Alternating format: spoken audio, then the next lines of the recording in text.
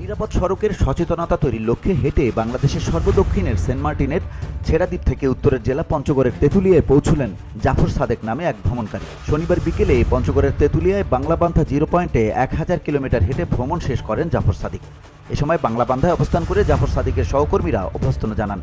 জাফর সাদেক পেশায় একজন ব্যাংকার। ইউরোপের সর্বোচ্চ পর্বত এলব্রুস এবং আফ্রিকা মহাদেশের সর্বোচ্চ পর্বত কিলিমানজারো সহ হিমালয়ের বেশ কিছু পর্বতে অভিযান করেছেন তিনি। জাফর সাদেক বলেন, 2023 সালের 28 ডিসেম্বর টেকনাফ থেকে সেন্ট মার্টিন পর্যন্ত 16.1 কিলোমিটার সমুদ্র সাঁতরে পাড়ি দেওয়ার মধ্য দিয়ে ভ্রমণ শুরু করি। 21 দিনে হেঁটেছি 13টি জেলা: কক্সবাজার, চট্টগ্রাম, ফেনী, কুমিল্লা, নারায়ণগঞ্জ, গাজীপুর, টাঙ্গাইল, সিরাজগঞ্জ, বগুড়া, গাইবান্ধা, দিনাজপুর, ঠাকুরগাঁও ও পঞ্চগড়।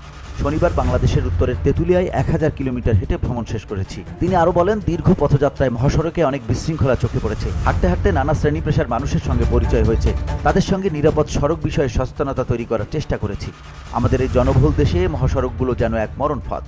প্রতিদিন কোথাও না কোথাও সড়ক দুর্ঘটনায় মানুষ মারা যাচ্ছে। চলার পথে এমন ঘটনা চোখের সামনে ঘটতে দেখেছি। এ ভ্রমণকারী বলেন, মহাসড়কের পাশে যাদের বসবাস তাদের চলাচলের জন্য অধিকাংশ স্থানেই কোনো রাস্তা নেই। তাই বাধ্য হয়ে মহাসড়ক অটোরিকশা সহ সব ধরনের যানবাহন চলছে। এর ফলে দূরপাল্লার যানবাহন চলার পথে বাধাপ্রাপ্ত হয়ে দুর্ঘটনা ঘটছে। মহাসড়কের পাশে সার্ভিস লেন থাকলে এই সমস্যার সমাধান হয়ে যায়। দুর্ঘটনা রোধে ট্রাফিক আইনের কঠোর প্রয়োগ করতে হবে। আমার এই পথযাত্রার অন্যতম লক্ষ্যই হচ্ছে নিরাপদ সড়ক চাওয়া, যাতে মানুষ নিরাপদে বাঁচে।